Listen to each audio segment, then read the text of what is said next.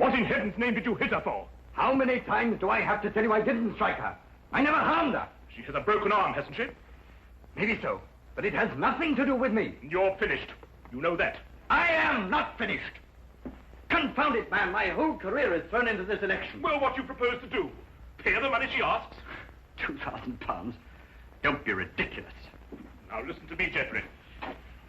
The party's depending on your seat in the Commons. If that woman makes a public statement that you attacked her and broke her arm, you'll be lucky if you get one vote. And it makes no difference that I happen to be innocent. Not a whit. In your position, an accusation is just as damaging as a conviction. You've got to withdraw. No. Very well. I'll do it for you. I'm going to fight for my very life. I know someone who might help me, even if you won't. You've got 3 days to clear this matter up or get out.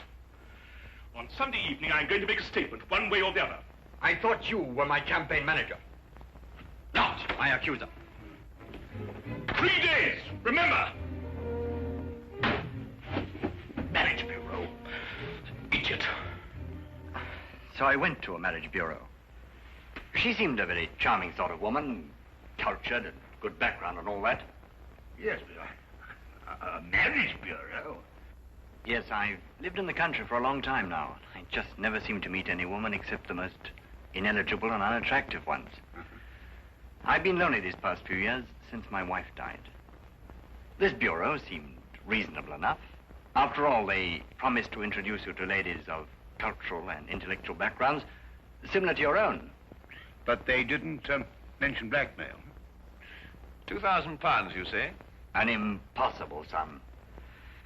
Even if I were guilty, which I'm not. My whole career is at stake, Mr. Holmes. I think it might be a good idea to have a look into this marriage bureau. Don't you agree, Watson? Yes, I'd say so. I simply can't believe Mr. Oliver, he's the proprietor, could be involved in this. And you say you have 3 days to pay or disprove the accusation, eh? Yes, Mr. Holmes. It's not very long, I know. And it isn't getting any longer. I suggest that Dr. Watson and I start our investigations immediately.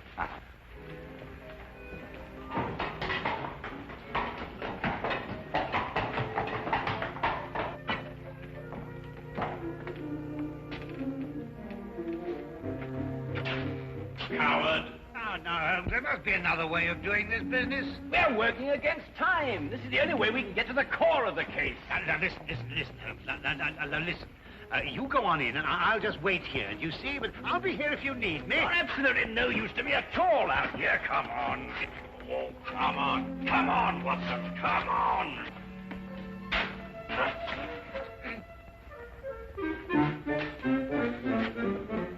Good afternoon, Constable. Beautiful weather we're having, eh?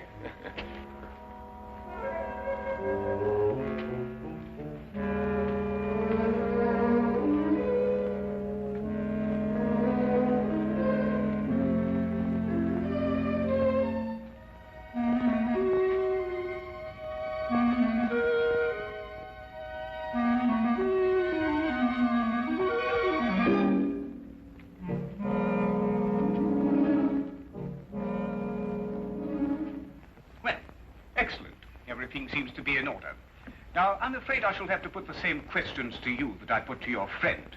I realize they're rather personal, but it's the only way we can be certain that all clients are protected and properly matched. Yes, right. I can understand that. Now, about your financial situation. Well, this is all routine, you understand. Yes, I suppose it is. My personal income is in the vicinity of £3,000 a year. Well, that seems quite ample. That's quite apart from Aunt Agatha. Aunt Agatha? Yeah. She's worth thousands of pounds. Hundreds of thousands. And you're the heir? Next in line. A favorite, too. Well, I have been since I was... You're very fortunate. A very odd coincidence has occurred today. The very first time it's happened that I can remember. But there are two charming ladies here at this very moment who seem to fit perfectly with both your backgrounds. I think we could have our first introduction immediately. Is anything the matter? No. I was just admiring your Toulouse-Lautrec. My what? Your Lautrec. It's very interesting. The painting. Oh, the painting. Oh, of course. Well, if you'll excuse me for a moment, I'll see if the young ladies are still here. I say, Holmes, what was all that whispering about? My financial position. But that confounded busybody asked me the same questions. I answered them straight out. No, but you gave them real information. They'll never try and blackmail you, old boy. Well, gentlemen, everything's worked out perfectly. The ladies are waiting in the salon where we generally introduce our couples and let them have a get acquainted chat. My secretary is there with them, and she will introduce you. The door at the far end of the hall. Thank you. Well, Watson, come on. What are you waiting for? Go on. Door at the other end. No. Straight on. Mr. Holmes. I'm always interested in the welfare and the situation of my clients, and, Yes? how old is Aunt Agatha? 94.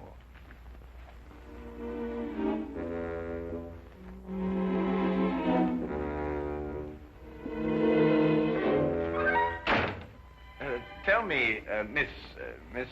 Pamela. Oh, that's a charming name, perfectly charming. Now, tell me, Pamela, do you prefer living in the country or do you like living in London, huh? Oh, I like living in the country best. Do you really? Well, so do I, as a matter of fact. I love the country. The thing I like most about the country, I think, is the early morning ride. Really? Yes.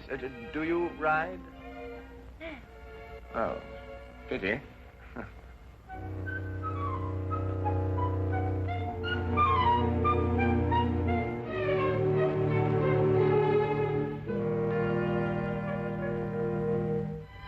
Not really. You've never really been to Paris? No. Oh, you'd adore Paris. My Aunt Agatha always went in September, you know. She said it was quite sinful not to go to Paris at all, without going in the spring. That's very funny. Boy, I'm so sorry. I hope I haven't shocked you. Oh, no, of course not. Oh, good.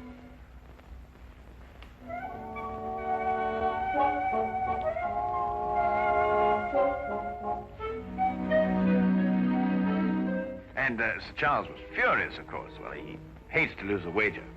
But did he pay you the £500? Oh, of course. On the spot. Why wouldn't he? Why don't you say something? You have very pretty eyes. Oh, you're a romantic one. Oh.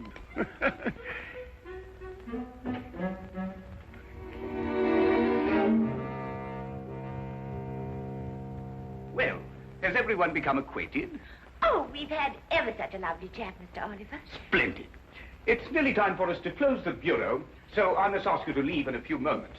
But first, in accordance with our policy, I want to encourage all of you to know each other.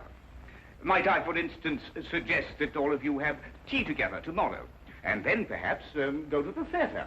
That is, of course, if it suits everyone's convenience. Oh, that would be lovely. Oh, yes, let's. Oh, yes, perfectly delightful. Excellent. Well, I will allow you some minutes to make your preparations, and then I'm afraid we must close the office.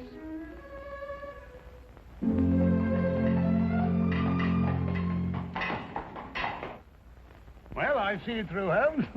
What do you make of it all? Nothing I didn't expect to. We were merely planting seeds, Watson.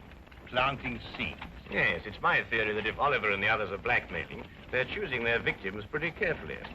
However, I hope that at tea time tomorrow we'll be able to obtain more evidence in support of my theory. The trouble is that our client can't wait very much longer.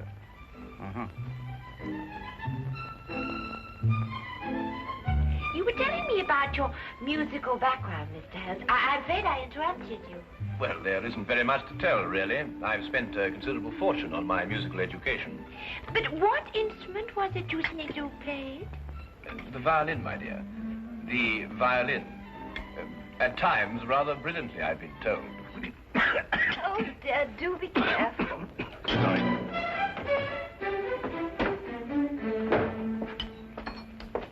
Followed you this time. Oh, Charlie. Oh, no, Charlie. I beg your pardon. Oh, no, don't. Stay out of it. Don't. Oh. Wait a minute. So, you're the one.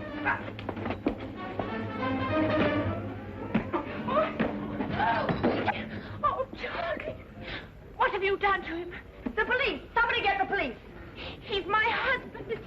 This man, this one here. I saw what he did, ma'am. You better not try any more tricks, mister. The police will soon settle you. But this is outrageous. You don't understand. But it's true. They're married. And he was trying to break them up. I know his type. In here, Constable. There's your man. Holmes, why don't you say something? You can't let a thing like this happen to you. We've fallen very neatly into their trap. Don't you agree, Watson?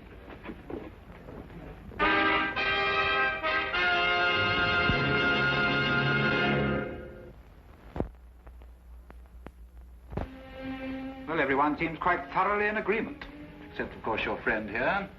These other witnesses are in full accord, and the testimony of the proprietress of the tea shop supports them. But, Inspector, this is absolutely outrageous. Where's Inspector Lestrade? He'll speak for Mr. Holmes. Inspector Lestrade? I'm sorry, it isn't Inspector Lestrade's case. Well, I think we have everything we need now. We all go. Except, of course, Mr. Holmes. He's under arrest.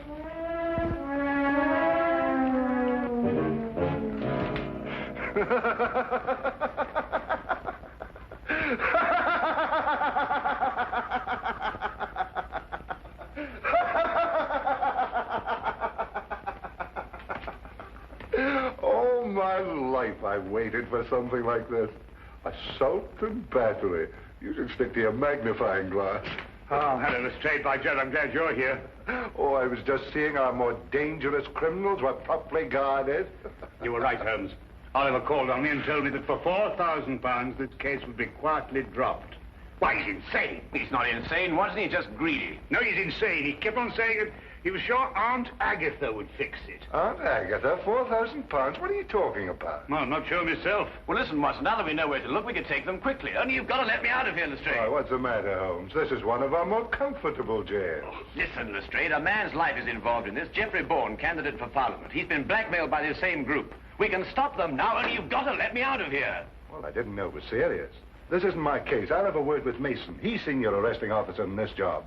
He's the only one who can let you out of here without a court order. I'll see him right away. Well, hurry up, Lestrade. Geoffrey Bourne has only got until 7 o'clock tonight. But you will release Holmes. No, I won't answer. Now, look here, Mason. I've known Sherlock Holmes for a very long time. I know him as a valuable colleague. If he says this marriage bureau is a fake, if he says they're blackmailers, then undoubtedly they are blackmailers. But there is no case of any kind against the marriage bureau, Lestrade. If one arises, I'll investigate it. But I will not jeopardize my position by taking such a step without cause. As for Mr. Holmes, he has been formally accused, and the number of witnesses more than justify an arrest. All right, Mason. But this is outrageous, Lestrade. Didn't you explain? Everything, Dr. Watson. Right. I'll handle this case myself. You, Dr. Watson? Unless you care to come in and help me. Well, I'll do what I can, of Look, course. Watson, there's only one thing to do. You must break into Oliver's office, go through his private files and everything. There must be further evidence of their activities. Right. Break him? That's against the law. Look, maybe I could get a search warrant. Oh, how soon, Lestrade? Oh, it's a pity this is Sunday. Certainly not before Monday. Not with Mason here. Yes, but look, Geoffrey Bourne only has until 7 o'clock. Yes, but breaking and entering, that's a crime. Have you any idea what the penalty is for that? Yes, if I remember correctly... Thank you very much, Holmes. I'd rather not know. Excuse me.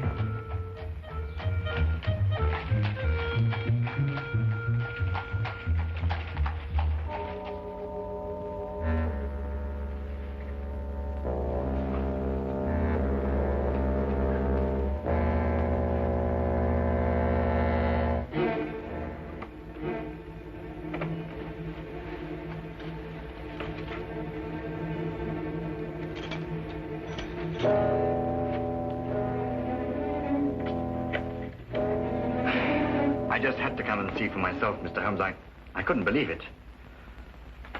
Oh, well, I suppose I'd better tell George to get it over with. Well, don't be hasty, Mr. Bourne. Dr. Watson's working on the case with all his energy at this very moment.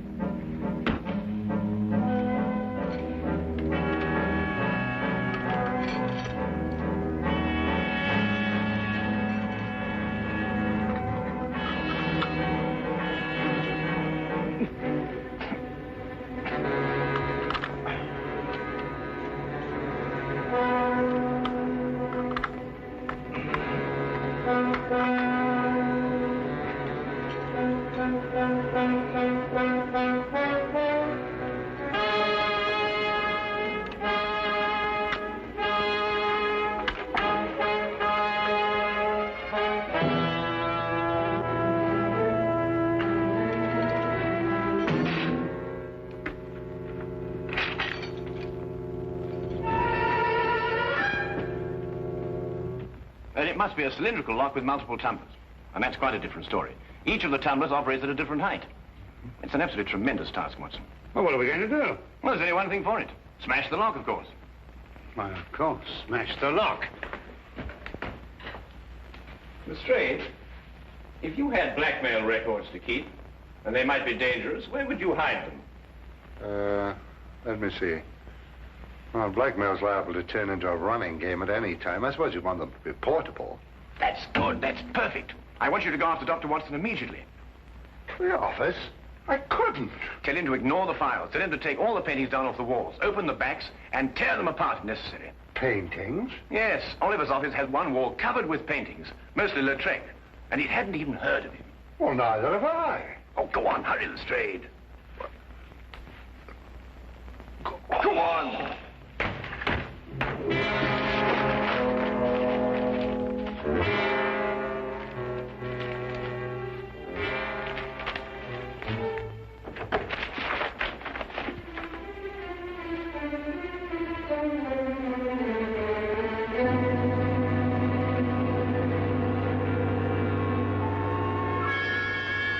Hello, what are you doing here? But you gave me a start. I gave you a start. Look, Holmes says not to bother any more about the files. What? No, he says try looking behind these pictures. Looking behind... Here, you try that. Nonsense.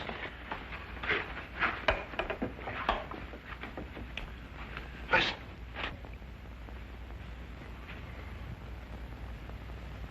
Oh, really, Lestrade. This is nerve-wracking enough without you beginning to hear things.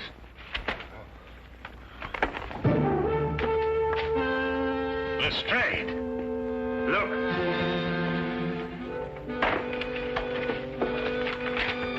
That's it.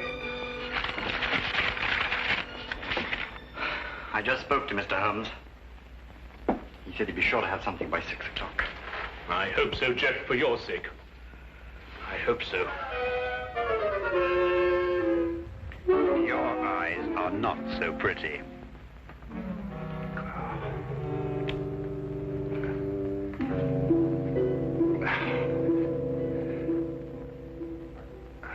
I told you I heard something. Quiet. Who's been in the... Oh, good work. His? Who's he? Scotland Yard. Scotland Yard, eh? What are you doing here? Well, Oliver, you interfere with the national election, for one thing. We've got to clean up those files. We'll take care of them later. Edna, listen to what I'm telling you and see if you can do it right. Stand right here, and if either of them makes a move, scream. Can you do that? Yes, Mr. Oliver. Good. She's awfully stupid, but she can scream.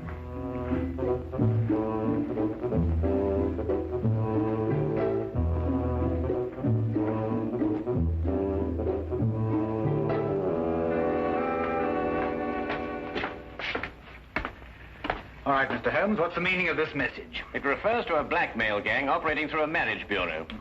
I've heard that accusation before, but so far I've seen no evidence to support it. Inspector Lestrade has evidence? Inspector Lestrade? Yes, he's already set out for the marriage bureau to make a clean arrest of the entire gang. But it isn't Inspector Lestrade's case. If he had evidence, he should have brought it to me. Well, I thought of that. Anyway, he went, and according to my calculation, he should have been back by now. However, I think he may have run into some very serious difficulties. There are strict regulations regarding such things. When he gets back here, I'll talk to him. You can do better than that. The day can be yours, you know. What do you mean? Go to the marriage bureau yourself and take charge. After all, it is your case, you know.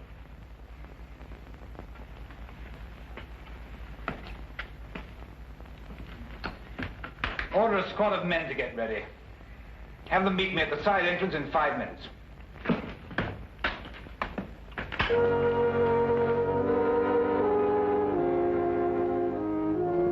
Don't you think she's a pretty girl, Lestrade? What? You know, Lestrade, I'm so surprised that any girl who's so lovely and so intelligent could be kicked around by a cad like Oliver.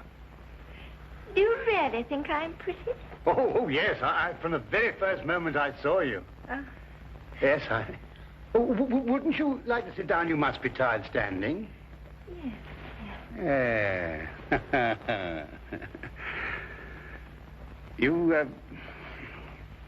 You... Yes? You have the most lovely hair. Oh. Really, it's... I wonder... My hands are awfully uncomfortable. If you could be a dear, ease them a little, could you? Oh, something amusing? I know I'm stupid, but not that stupid.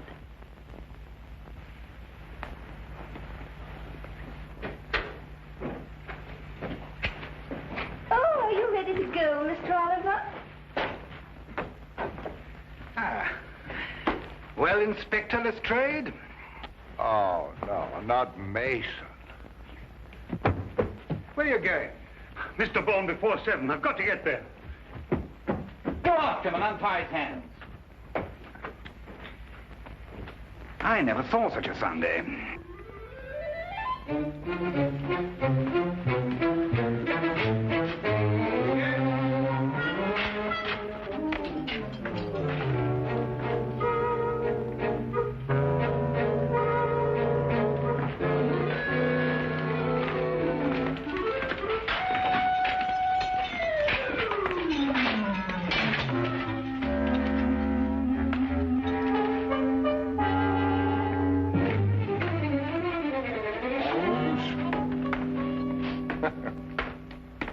You told Inspector Mason.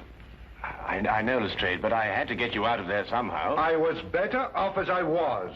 Well, I considered that, but despite the injury to your pride, you know, it's best that way. I know nothing of the kind. It was only a matter of a few moments before Dr. Watson and I had the situation completely under control. Well, you must tell me the story. In the meantime, now that the criminals have been arrested, please let me out of here. Oh, I'm terribly sorry. But this is Inspector Mason's case. Huh? I couldn't possibly interfere with another colleague's affair. Oh, no. Oh.